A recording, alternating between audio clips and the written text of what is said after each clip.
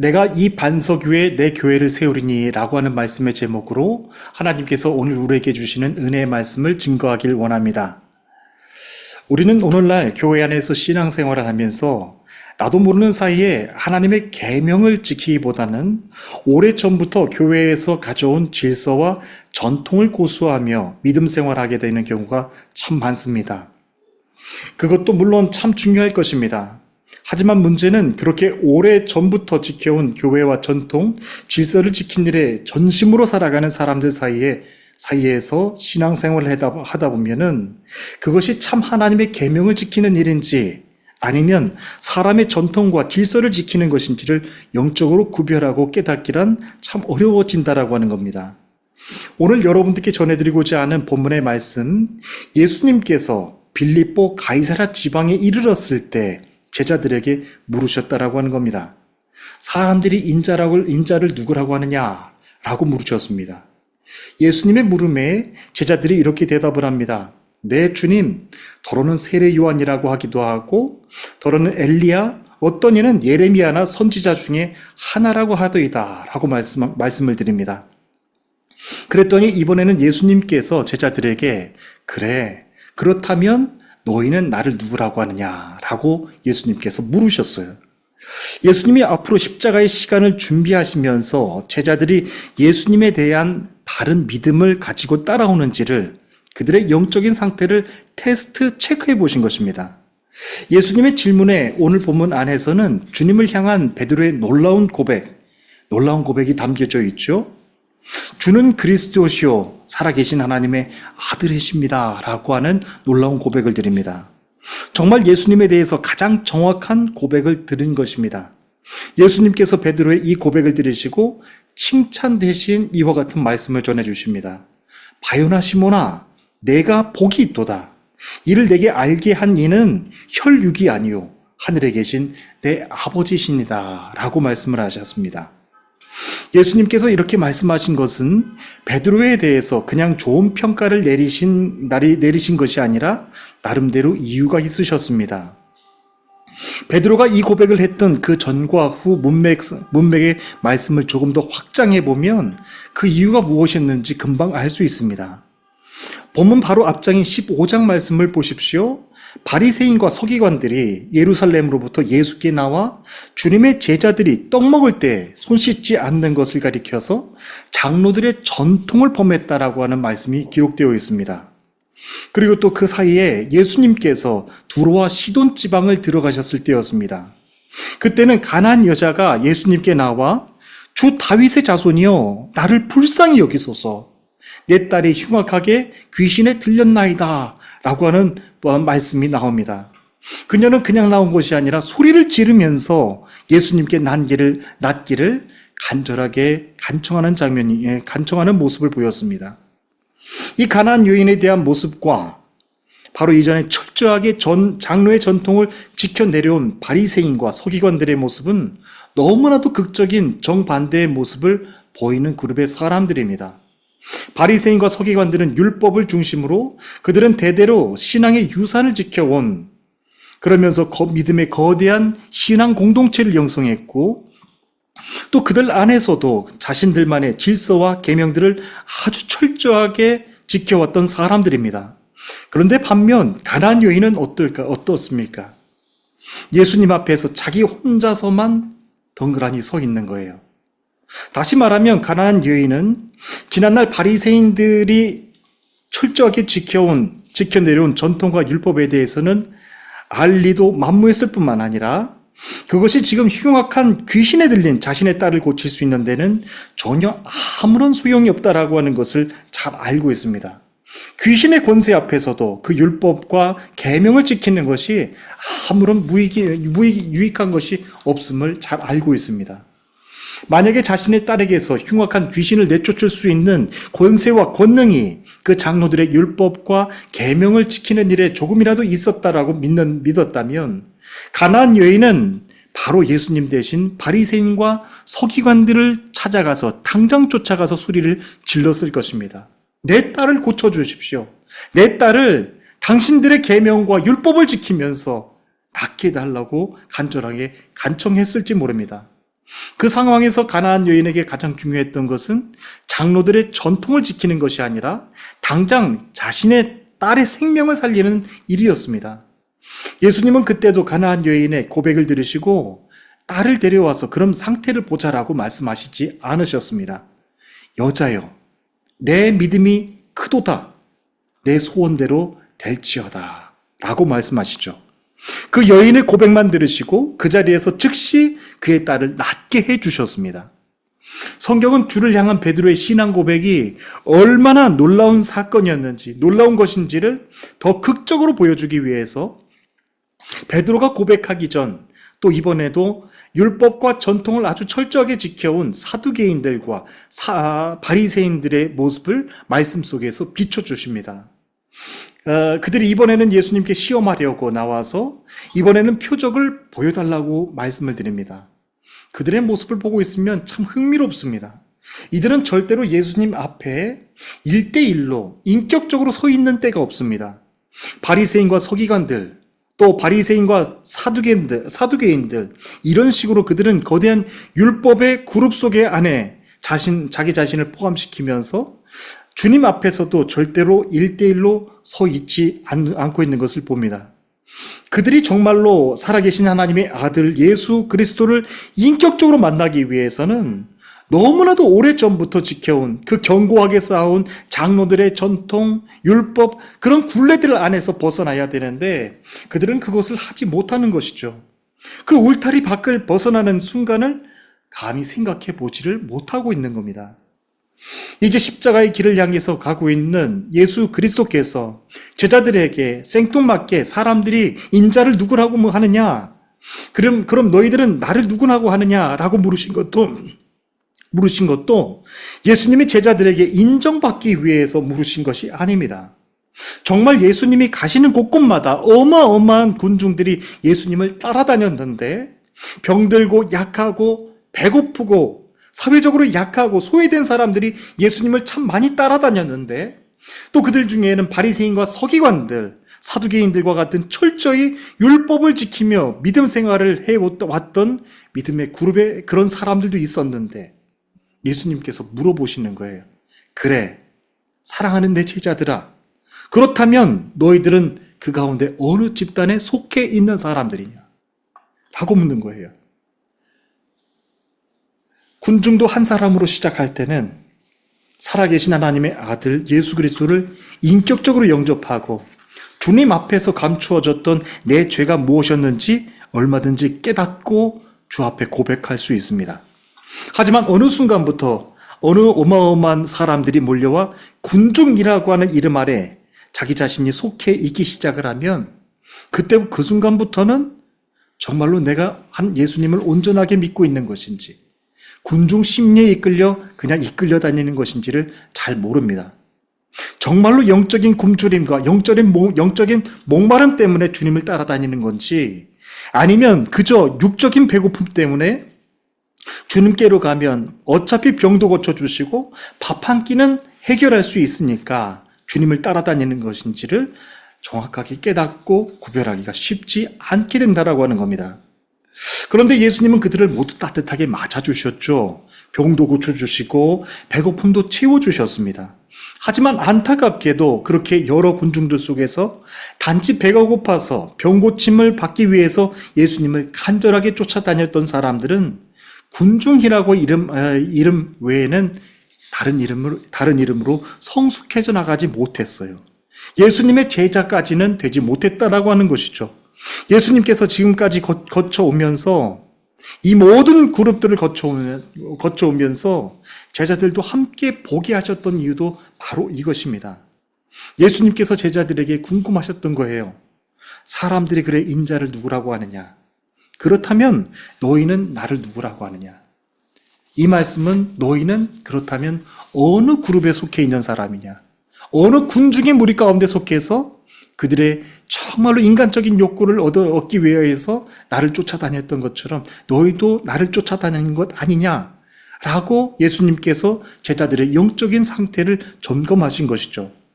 예수님께서 이렇게 물으신 이유는 세상 속에서 너희가 정말로 내 안에 속해 있느냐? 예수 그리스도 안에 속해 있느냐? 라고 하시는 것을 십자가를 준비하면서 영적 상태를 점검해 보신 겁니다. 바리새인이나 서기관들처럼 율법과 전통을 아주 철저하게 지켜온 사람들 속에 속해 있다고 할지라도 예수 그리스도 안으로 속해 있지 않으면 십자가의 길은, 십자가의 그 앞날의 모든 계획들은 깨닫지 못하게 되는 겁니다. 그런데 그때 베드로가 아주 놀라운 고백을 드리시죠. 주는 그리스도시요 살아계신 하나님의 아들이십니다 라고 하는 고백을 드린 겁니다. 그리고 예수님이 베드로에게 곧바로 이렇게 말씀하시죠. 바요나 시몬아, 내가 복이 있도다. 이를 내게 알게 하신 이는 혈육이 아니요 하늘에 계신 내 아버지시니라 라고 말씀하셨습니다. 네가 이렇게 고백하는 것을 보니까 율법과 전통을 아주 철저하게 지켜왔던 그 바리새인들, 서기관들, 사두개인들과 같은 사람들도 아니고, 그리고 마치 배고파서 여기저기 또 돌아다니면서 나를 찾아다녔던 그 군중의 무리 속에 속해 있는 것도 아닌 것 같구나. 그러면서 베드로를 칭찬해 주신 겁니다. 그러면서 베드로에게 이렇게 말씀하시죠. 내가 내게 이르노니 너는 베드로라. 내가 이 반석 위에 내 교회를 세우리니 음부의 권세가 이기지 못하리라 라고 말씀하십니다. 그때부터 베드로의 고백은요, 단순하게 아름답고 상투적인 고백으로 끝나는 것이 아니라 베드로의 고백은 예수 그리스도의 교회를 세우는데 기초 반석이 되게 해주신다라고 하는 겁니다. 그 반석 위에 내 교회를 세우리니 음부의 권세까지도 이기지 못할 것이다 라고 말씀하십니다. 어느 그룹 안에도 속해 있지 않으면서 오직 주님만을 향했던 베드로의 그 간절한 신앙 고백의 능력이 주님의 교회를 세우는데 기초가 되게 하셨을 정도로 그토록 큰 능력이 되게 해주셨습니다. 주님의 교회를 세우는 기초 반석이 되게 해주시고 그 반석 위에 세워진 교회는 감히 음부의 권세까지도 이기지 못하며 능력의 교회가 되게 해주신다는 겁니다. 그러면서 말씀하십니다. 내가 천국의 열쇠를 내게 주리니 네가 땅에서 무엇이든지 매면 하늘에서도 매일 것이요 네가 땅에서 무엇이든지 풀면 하늘에서도 풀리리라 라고 말씀하셨습니다.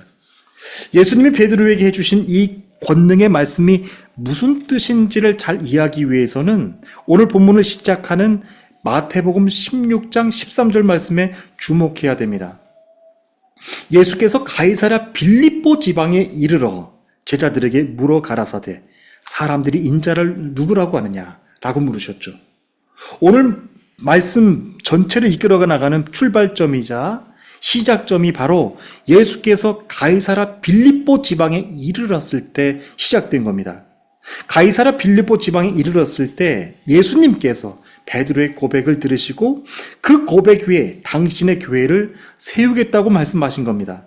가이사랴 빌립보 바로 그곳에 주님이 나의 교회라고 하시면서 세우시겠다고 하신 것을 보면서 오늘날 우리들의 교회의 현재 정체성도 그곳을 통해서 알 수 있게 됩니다. 언뜻 들으면 가이사랴 빌립보 그냥 지명을 말씀하신 것 같아 보입니다. 하지만 가이사랴 빌립보 그의 이름 안에는 주님의 교회를 반드시 그 위에 세우시겠다고 하신 아주 중요한 뜻이 담겨 있습니다.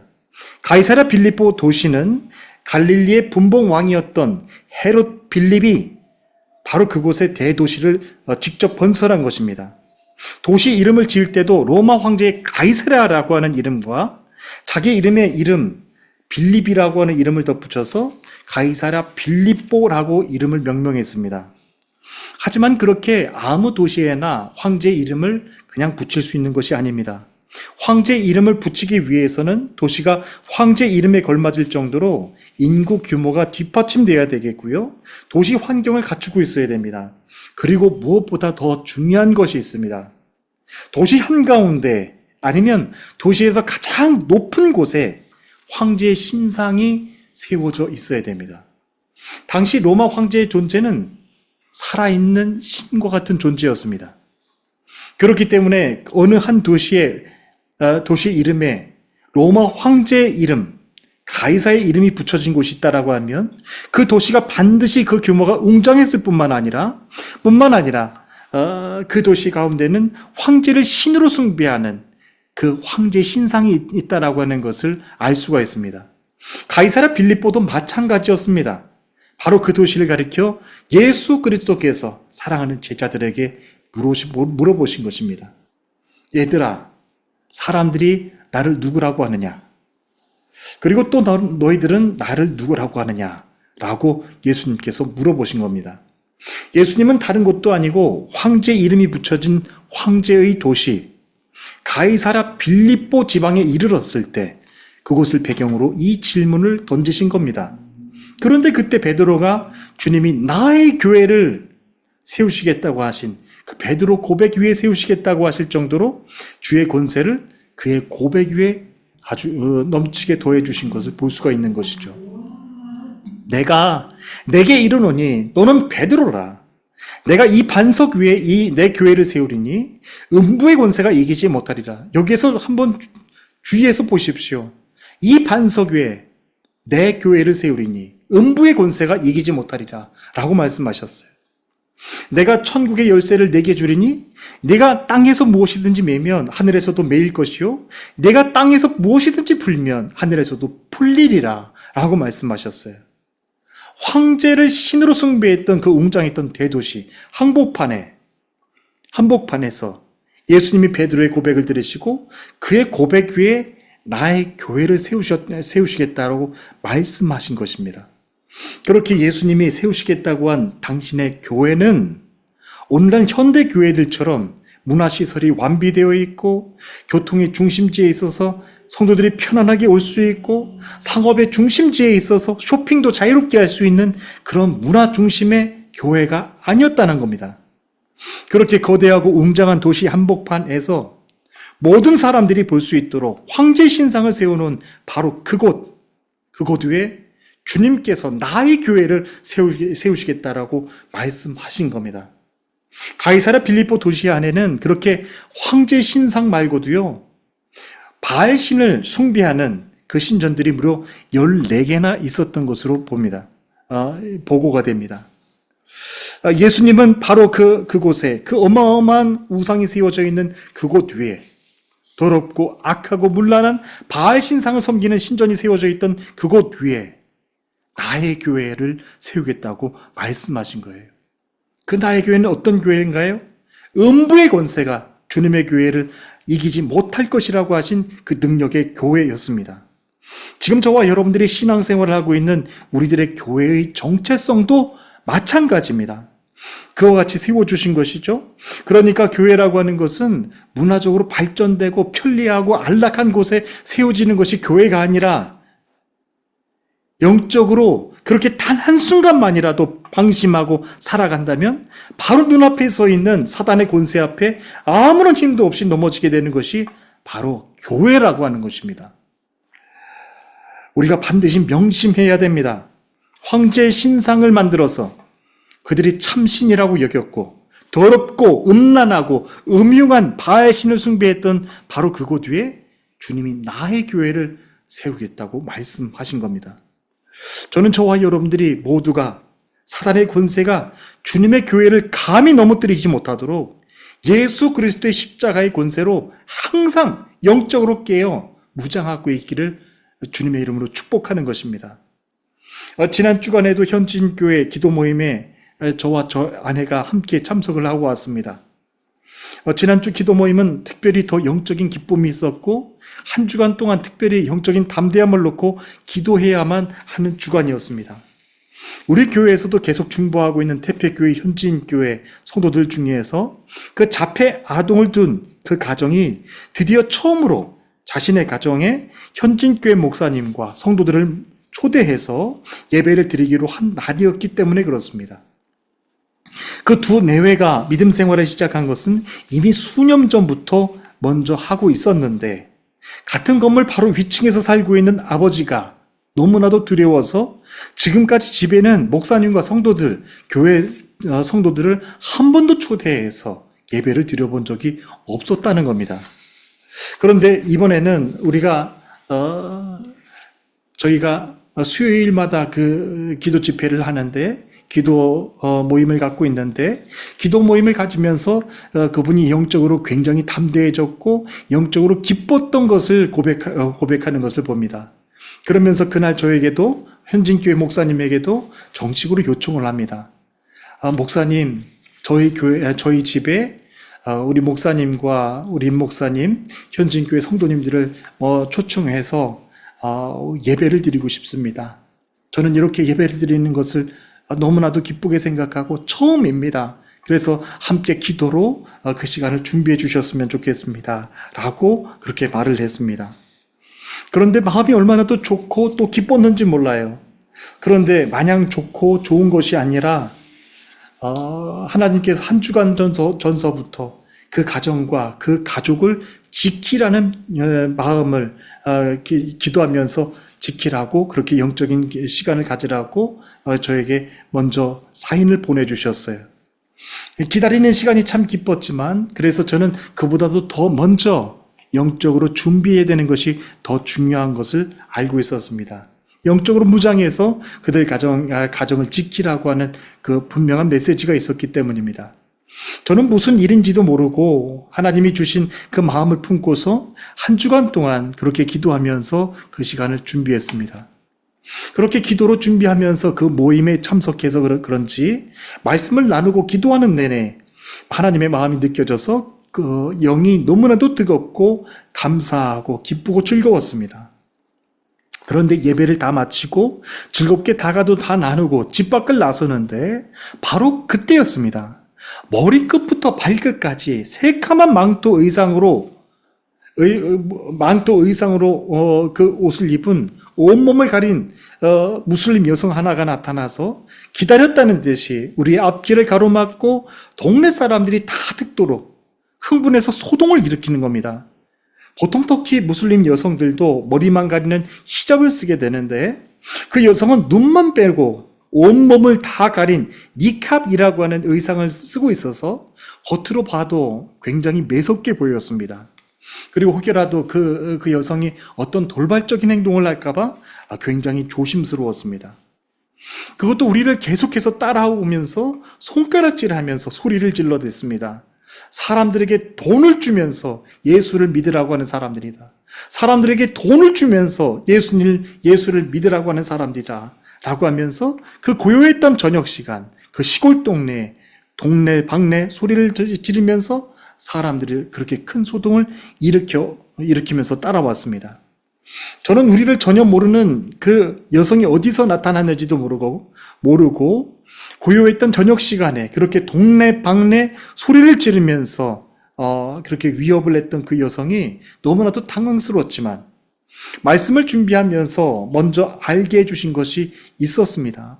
주님, 바로 이것 때문에 한 주간 동안 그렇게 이 가정을 지키라고, 이 예배하는 자들의 발걸음을 지켜달라고, 이들의 처소를 지켜달라고 기도하라고 마음을 주셨던 거군요. 그러면서 그 순간 영적인 깨달음이 왔어요. 그러면서 목사님께서 그 지역에 대해서, 그 동네에 대해서 말씀을 해주시는데, 그 동네가 이렇게 겉보기에는 시골 마을처럼 보이는데 그 동네에 적지 않은 사람들이 마약에 중독되어 있노라고. 그래서 많은 사람들이 마약에 중독되어서 헤어나질 못하고 있노라고. 불과 20년 전만 해도 그곳에는 우리 현지인교회 우리 목사님을 중심으로 많은 가정들, 많은 믿음의 성도들이 예수님을 믿어왔던 그런 아름다웠던 곳이었어요. 그런데 사단의 그 공격, 사단의 권세가 더 강해지자 그곳에 있는 사람들이 하나 둘씩 예수님을 믿는 것을 떠나기 시작을 했어요. 그리고 예수님을 믿고 있으면서도 나는 예수님을 믿는다고 고백하는 사람들이 없어졌어요. 그래서 지금은 동네에 다니면 현진교회 목사님이 알고서 그렇게 눈 인사를 하는 사람들은 참 많지만 나는 예수님을 믿습니다 라고 고백하는 사람들이 거의 없는 것을 보게 됩니다. 그렇게 그 동네가 악한 영에 눌려있는, 악한 권세에, 사단의 권세에 눌려있는 그런 곳이었는데 그곳에 예배를 드리고 그곳에 믿음의 성도들을 초청해서 기도하는 시간을 가지려고 하니까 사탄이 그곳에 공격을 해왔던 것입니다. 베드로의 신앙 고백 위에 세우시겠다고 하신 주님의 교회도 황제 신상이 바로 눈앞에 서 있고 바알 우상의 그 더러운 영들로 가득했던 도시 위에 세우시겠다라고 하신 것인데, 이곳이 하나님의 권세와 다스림을 거부하는 어둠의 영들, 그 사탄의 영에 눌려있는 곳임을 바르게 깨닫게 해주기 위해서 그 시간을 준비하셨던 것 같습니다. 그런 영적인 분별이 오게 되었어요. 저는 이제 오늘 주시는 말씀을 여러분들에게도 전해드리면서 우리 현지인 교회, 우리 장애우 가정, 그 가정을 위해서 여러분들께도 항상 영적으로 깨어 기도해 주시기를 간절히 부탁을 드립니다. 그들 가정이 주의 십자가의 권세로 항상 무장하고 있어서 사단의 공격으로부터 항상 안전하게 지켜주시길 바라고, 그들이 어디를 가든지 주의 지키심과 안전함과 인도하심이 날마다 그들과 함께 해달라고 말입니다. 그리고 그 가정에 아픔을 가지고 있는 그 어린 아들을 위하여서도 간절하게 기도를 부탁드립니다. 주님은 죽은 자도 살리신 분이십니다.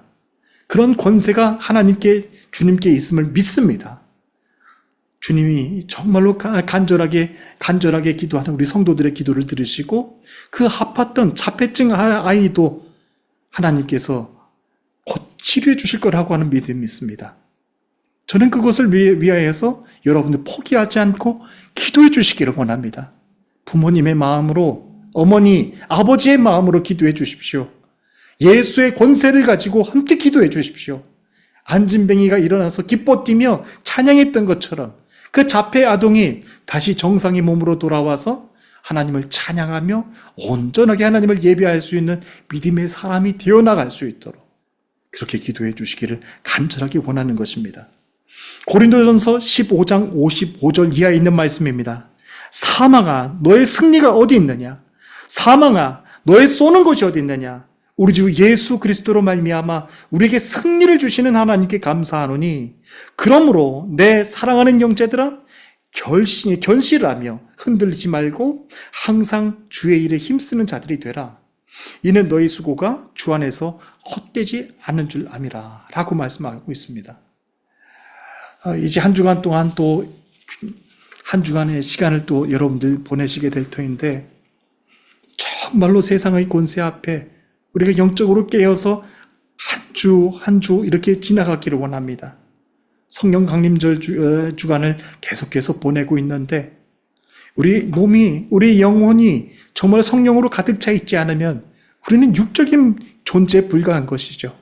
성령으로 항상 충만해서 영적으로 담대하고 하나님의 일을 함에 있어서도 정말 능력으로 해나가는 여러분 모두가 되시기를 바랍니다. 삶 속에서, 일터 위에서, 교회 위에서, 그리고 선교지인 이 땅을 위하여서도 함께 기억하며 기도해 주시기를 바랍니다. 우리 일을 위하여서 합력할 중보자들이 더 필요합니다. 여러분들을 더욱더 축복합니다. 우리 다 함께 기도하겠습니다. 우리에게 소원이 하나 있네. 주님 다시 오실 그날까지 우리 가슴에 새긴 주의 십자가